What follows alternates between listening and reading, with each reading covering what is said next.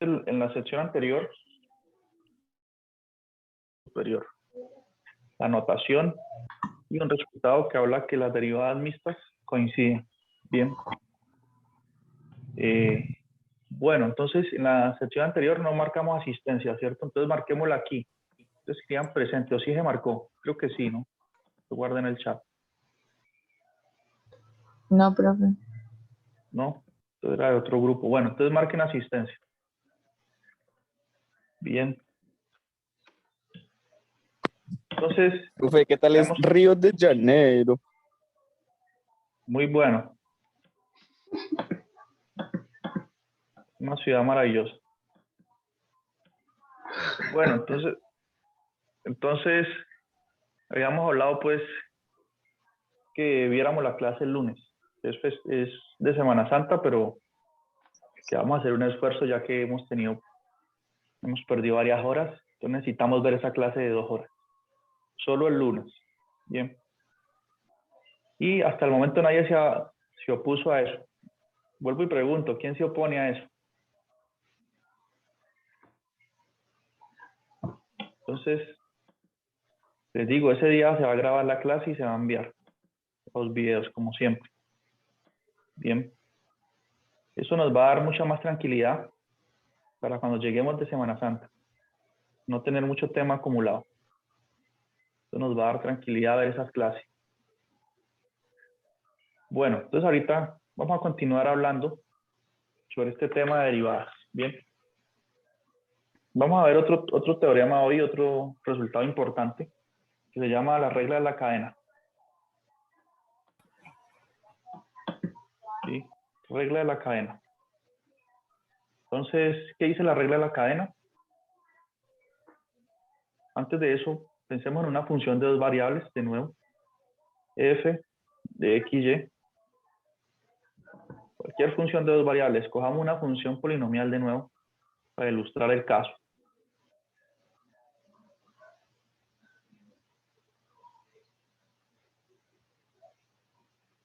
Algo así. Bien. Entonces miren que esta función, pues, x y y son variables independientes. Bien. Ellas se mueven en el plano cartesiano. Son puntos x y en el plano. Bien.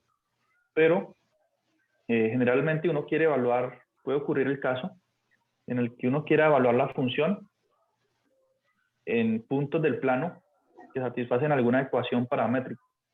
¿Cómo así?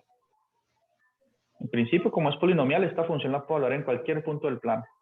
Todo punto del plano está en su dominio. Bien. Pero ¿qué pasa si yo quisiera evaluar esta función en solo puntos que están sobre, digamos, una circunferencia? Todos los puntos del plano que están ahí. Esa circunferencia que acabé de dibujar. Entonces resulta que esa circunferencia tiene una ecuación que todos estos puntos que están aquí, yo los puedo generar por medio de una parametrización. ¿Sí? ¿Qué quiere decir eso? Que yo puedo decir x es igual a coseno de t y y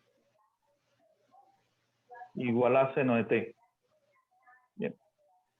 Donde seno de teta. Donde teta va a variar entre 0 y 2pi. Es un ángulo. Es decir, entre 0 y 360 grados. 0 y 2pi. Entonces, si ustedes se fijan, a medida que yo le doy valores a ese ángulo teta, voy generando estos puntos que están en la circunferencia. De hecho, una circunferencia de radio 1. Podría dibujarla mejor. Centrar en el origen de radio 1. Bien. Entonces yo genero todos esos puntos moviendo el ángulo t. Esto me da el radio 1. Por ejemplo, si teta vale 0, me quedaría coseno de 0, que es 1, y seno de 0, que es 0. Entonces cuando teta es 0, genero este punto, 1,0. Si teta es un medio, genero este punto de aquí. Si teta es pi medios, que es 90 grados, me daría coseno de pi medios, que es 0, y seno de pi medios, que es 1. Entonces generaría este punto. Y para ángulos en el intermedio entre 0 y 90, pues genero estos puntos intermedios. Bien. Entonces, tengo una parametrización. Entonces, si yo evalúo mi función en esos puntos, en el fondo estaría diciendo que mi función depende del ángulo θ, ¿no? Que si x es igual a coseno de θ y y es igual a seno de θ y yo sustituyo x y y aquí, entonces la función evaluada en puntos de esa circunferencia, esa función de dos variables en el fondo se transforma en una función de una variable. Bien. Entonces, yo me podría preguntar cuál es la derivada de f con respecto a θ. ¿Por qué? Porque en el fondo, vuelvo y lo repito, f depende de θ. Ya que yo podría escribir esto así, como coseno de θ al cubo, porque eso es lo que vale, no, al cuadrado. Porque x vale coseno de θ y lo estoy elevando al cuadrado en la función. Por seno de θ, que es y,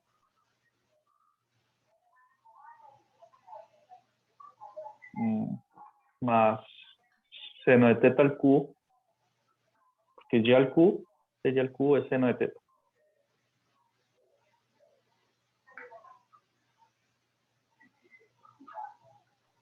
Seno de θ al cubo por x, que es coseno de θ.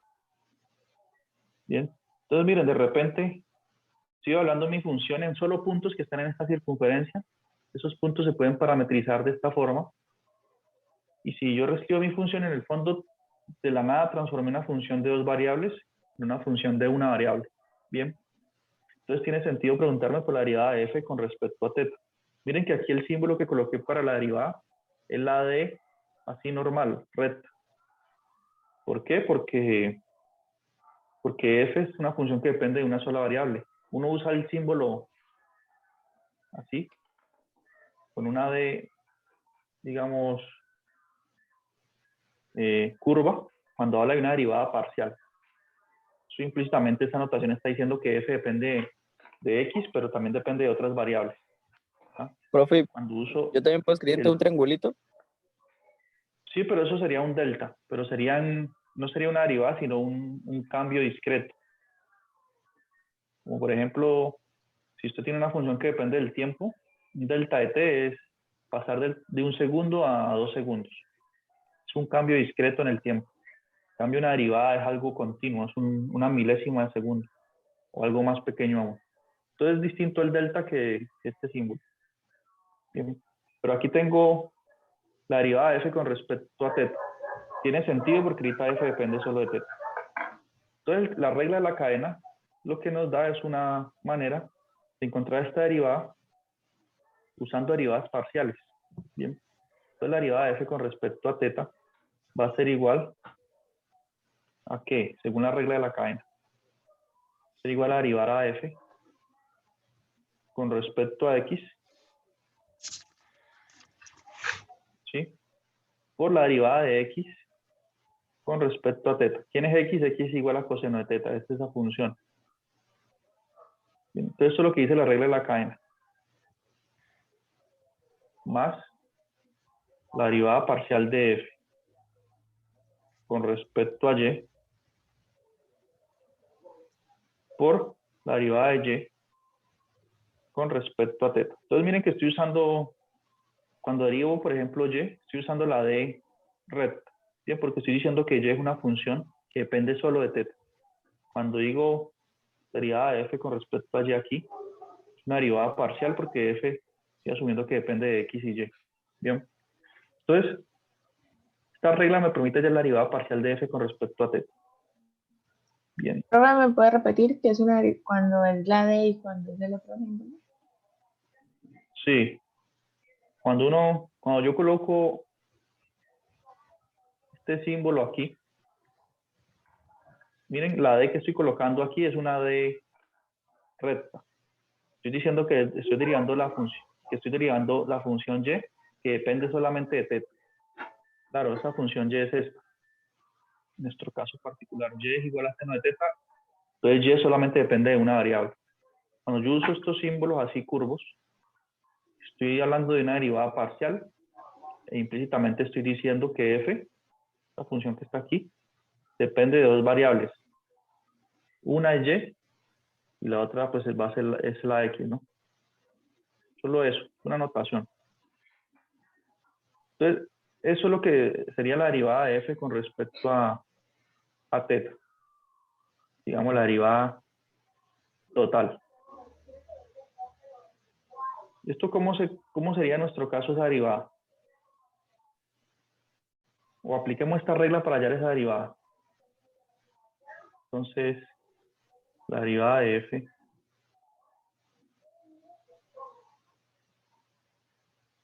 con respecto a teta sería igual a la derivada parcial de f con respecto a x. Bien, que me da 2x por y. 2x por y. Por la derivada de x con respecto a teta. Recordemos quién es x. X en nuestro caso era coseno de teta. Entonces la derivada de coseno de teta es menos seno de teta. Entonces aquí me queda un menos seno de teta.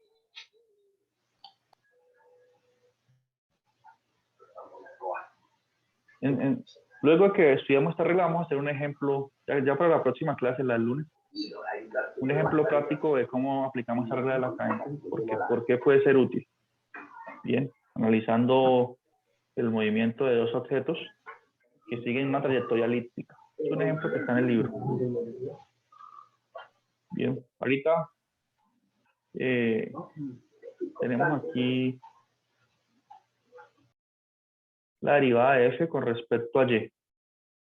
Si derivo con respecto a y, ¿qué me queda? Me queda x cuadrado. Bien, estoy derivando esta función f con respecto a y. La derivada de y es 1 por x cuadrado. Más 3y a la 2 por x. Bien, eso me da esa derivada parcial y eso lo multiplico por la derivada de y con respecto a teta. Recordemos que nuestro ejemplo y es seno de teta. Entonces, la derivada de seno es coseno. Aquí multiplico esto por coseno. Bien. Entonces me quedaría así. Ahora, en este paso, como yo estoy calculando la derivada de f con respecto a teta, porque en el fondo dijimos que f depende de teta por medio de esta relación, entonces aquí yo puedo sustituir lo que es x y lo que es y. Entonces esto me puede quedar así. Puede quedar 2 coseno de teta, que es x, por seno de teta. Sí, por y, que es seno de teta. Seno de teta por seno de teta me da seno de teta al cuadrado. Me queda un menos por aquí.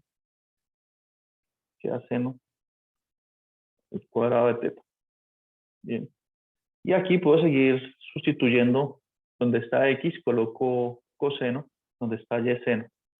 Entonces me queda aquí coseno de teta. Coseno cuadrado. Coseno cuadrado. Gracias. Más 3 seno al cuadrado de teta por x, que es coseno de teta. Bien. Cierro paréntesis, todo eso a su vez multiplicado por coseno de teta. Entonces tuvimos esa derivada de la función con respecto a teta. Bien. Usando regla de la cadena, nos dio una cosa larguísima. Bien. Ahora, ¿qué pasa? Esta misma derivada de f con respecto a teta la hemos podido obtener simplemente derivando acá, ¿cierto? Si nosotros derivamos esto, aquí tenemos un producto, entonces tenemos que aplicar regla del producto para derivar. Si nosotros deriváramos esto acá, normal, como ya sabemos, con respecto a teta, vamos a llegar a lo mismo. Bien. Solamente que aquí usamos regla de la cadena, que es esto que está en la cajita, y ustedes pueden verificar que con la regla de la cadena se encuentra más rápido esta derivada. Bien, digamos que esa es la bondad de la regla de la cadena. Que encuentro más rápido esta derivada que hacer este proceso de sustituir lo que vale x y y en la parametrización y luego derivar usando las reglas tradicionales. Entonces, si ustedes derivan esto, tienen que llegar a lo mismo. Solo que aquí llegamos al resultado con factorizado y todo. Y seguramente se va a desglosar, se va a expandir todo eso. Pero si se organizan los términos, tendrá que ser igual a esto de acá. Bien. Entonces, tenemos dos formas para hallar esa derivada. Simplemente sustituyendo y derivando normal o aplicando la regla. Entonces, la próxima clase, en principio esto es muy teórico, no se le ve mucha utilidad. Entonces, vamos a ver un ejemplo práctico donde usamos regla de la cadena. Bien. ¿Por qué va a ser interesante? Porque nos van a dar dos objetos. Están aquí en el plano, que están siguiendo trayectorias elípticas. Bien. Ah, no, está recta, no. Entonces yo quiero averiguar, por ejemplo, la razón de cambio de la velocidad o la distancia a la que ellos se separan. Por ejemplo, tengo los dos objetos. Por aquí está uno, digamos que se mueve en este sentido. Y por acá está el otro. Se mueve en este sentido aquí. Entonces, ellos todo el tiempo, a veces están cerca, a veces están más separados. Entonces, la distancia entre ellos, la distancia que dependerá de algún parámetro t, varía, ¿cierto? Este se sigue moviendo, entonces se alarga esta distancia, luego se disminuye. Entonces, a mí me gustaría calcular la derivada, esa distancia llamémosla S.